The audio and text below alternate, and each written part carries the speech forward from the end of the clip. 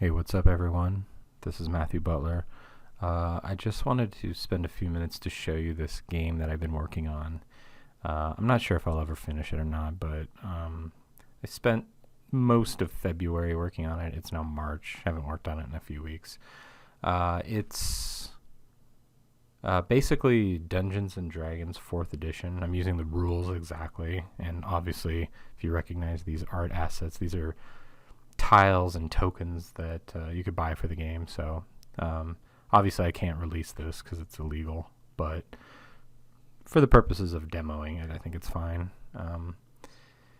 I got in a little over my head with this. It just got out of control really fast. I, for some reason, thought that I could single-handedly adapt the D&D 4th edition rules into JavaScript, and I got quite a ways actually. And I'll just show you how it works. So there are two teams.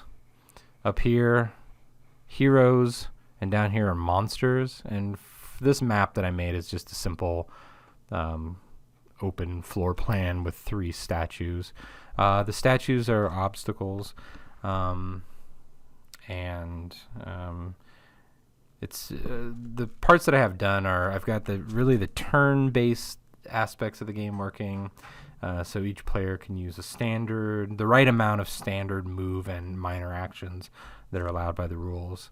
The movement works. I couldn't use the built-in physics engine for this just because I'm moving each character one tile at a time, but I still needed to respect the walls and obstacles, and it just wouldn't work with the physics engine, so I had to create my own.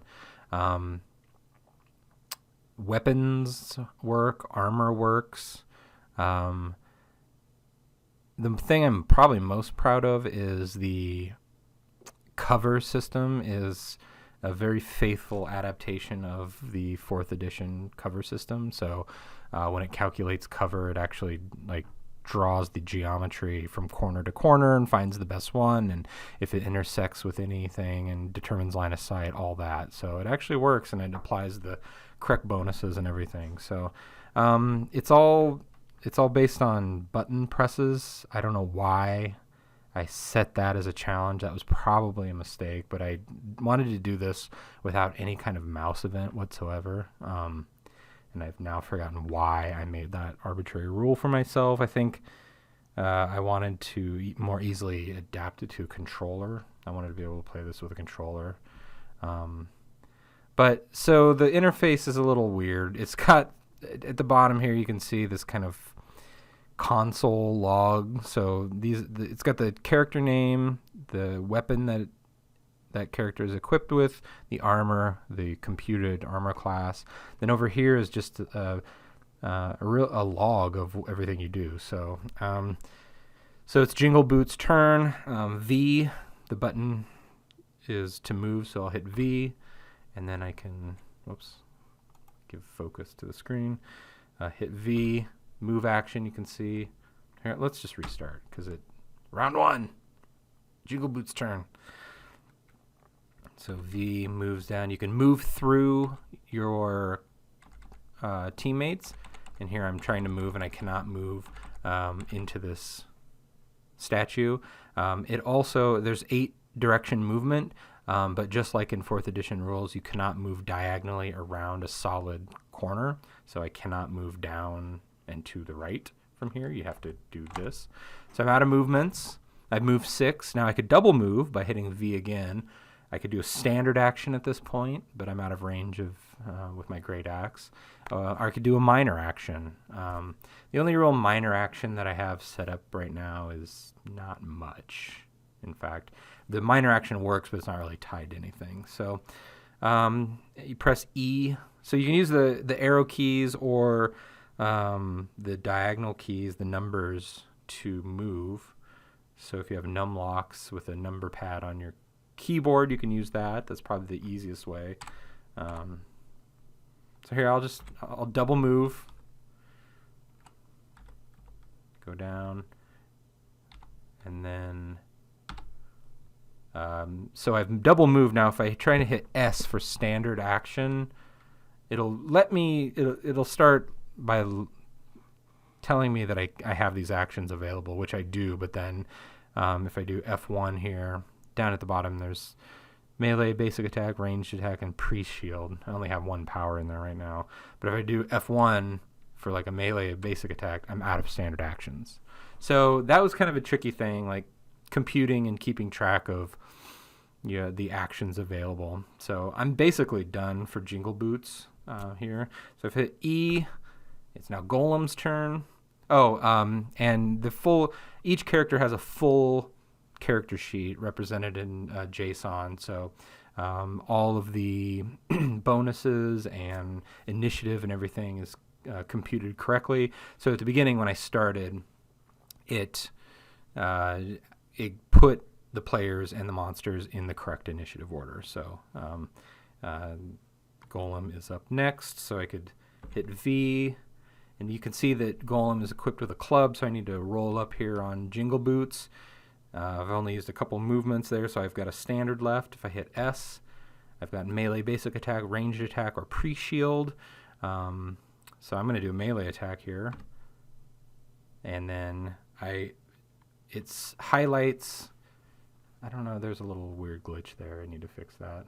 But you can see down here, in the lower right-hand corner, the log tells you exactly what's happened in the game. So Golem uses melee basic attack.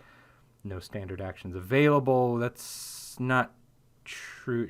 That's a bug. It flashed that after I had already used it. So I may have actually double tapped the key. So never mind. But it highlights it computes the available targets. So whoever's adjacent, it'll compute. If I had a ranged weapon, it would give me every enemy in range and only the enemies. So if I hit T, I can toggle through the targets, but there's only one available. So if I hit Enter, I miss. And then I really have nothing else to do, so I can hit E, end. It is now Blindheim's turn. Blindheim is equipped with a crossbow. So if I just stand here, hit S, well, actually, let me move up a little bit.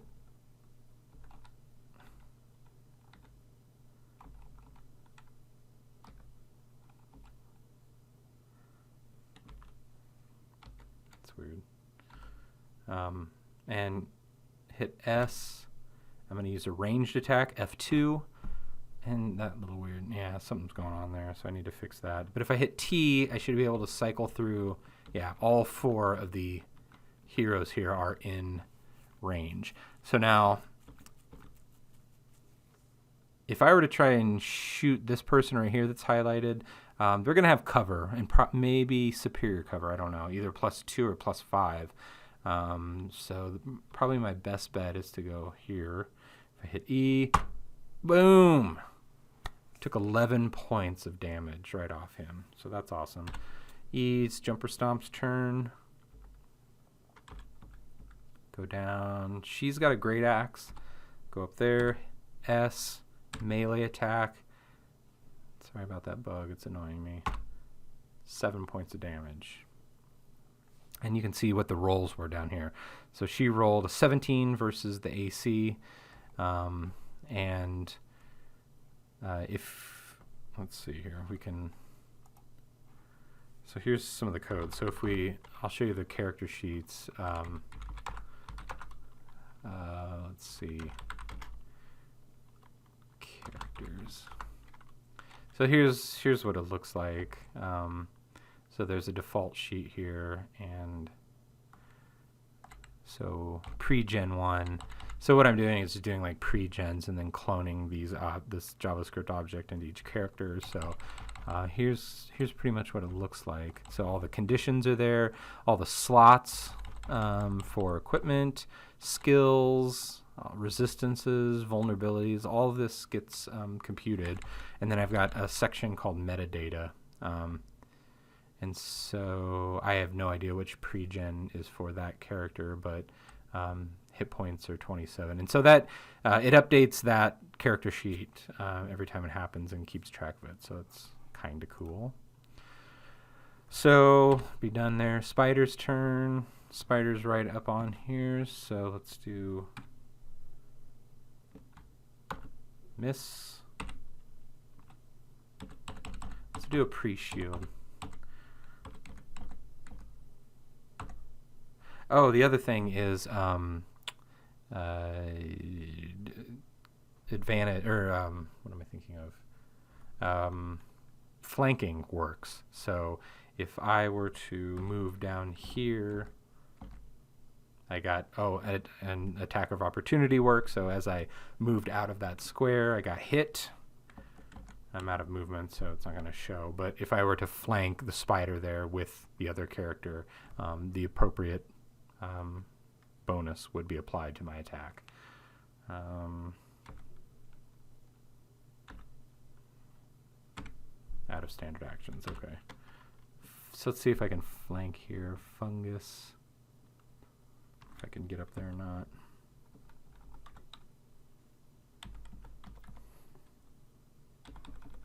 Boom, boom. 2 attacks of opportunity. I'm not going to be able to get up there. Fungus has a great axe. We're done. We'll just go through one round here, and that's about it. I can't remember what else. Blast and burst and all of that is calculated, though each power is basically its own function, and so that's kind of where I ended up. I got the basic rules to play a basic game done, and then realized, like, oh wow, adding the hundreds of powers is just, that's an enormous project, because I have to write a special function for each one. And a lot of it's stuff I can reuse, like the basic attack and all that, but it's just a lot of work. It's really just a project to learn the PhaserJS library, and also just practice my JavaScript. So round 2. Okay, that was one round. So yeah, back and forth. Dying works. So if I were to reduce the characters down to 0 hit points, they'd become immobilized. They couldn't move, couldn't take actions, but they'd still be there. And once they reached negative, whatever their bloodied value is in hit points, they would be killed and their token would be removed and they'd be removed from the game. You play back and forth. So, you know, theoretically there'd be more interesting maps than this. This is just my test map. But it's a, you know, very, very basic game. It was kind of a lot of work. I think it's up to like 1,800 lines of code at this point. Let's see.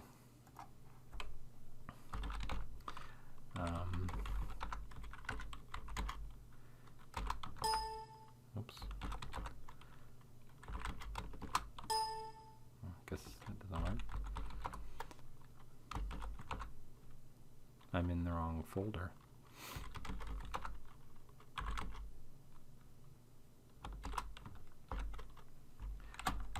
Let's see. So I'm not sure that I'm using Phaser, as I said, and I also switched to using Lodash about a quarter of the way into the development of this, because the data structures were getting complex enough that just using a lot of arrays and a lot of objects, it just made sense to use Lodash. There's some things that I probably would have done differently as far as the structure of this. I just kind of jumped in and just built it as I went along, which is not the best plan of attack for a large project. I should have planned it out. Like, just pulling off an attack is like multiple functions, and it's when I stepped away from it for 2 weeks, I came back and it was like, you know, I documented well enough, but it's still like, geez, what was I thinking here? So yeah, just computing cover, is just complex beyond belief. It's kind of silly. But yeah, like there's a lot of just calculating like where things are, how many, like what point they are in the grid, and what points are blocked and what's adjacent, and doing all of that, and doing all the key handling gets a little complicated, but I mean, it's fairly straightforward, but at the same time, it's gotten a little large. So that's about it. Yeah. There's probably other stuff that I've included in the game that I haven't shown you here. Basically, I just wanted to get like the basic movement, attacks, bonuses. This started as a way to help automate playing 4th edition, because if you've ever played D&D 4th edition, you know that it gets kind of bogged down, especially in higher levels. So I thought, what's a way to really speed it up by helping the computer calculate? It didn't start out as like a video game. It was more of a tool to help your tabletop play. And so maybe I'll strip this back and turn it back into that. That might be a better thing. So anyway, thanks for listening.